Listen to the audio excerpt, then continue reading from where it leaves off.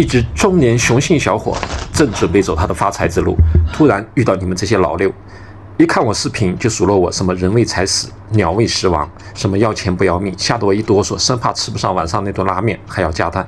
我赶紧爬了出来，生怕自己挖坑把自己埋了还吃不上4个菜。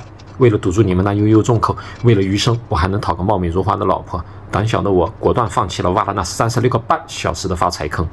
老命要紧，不，小命要紧。我生来知道悲喜伤，世界又何妨？我渐渐三界还复来，从不为财伤。悠然自得南山下，一阵茅草房。采菊菜为采蘑菇，此间人徜徉。人生苦短，道阻且漫长。逍遥自在，春风无霓裳。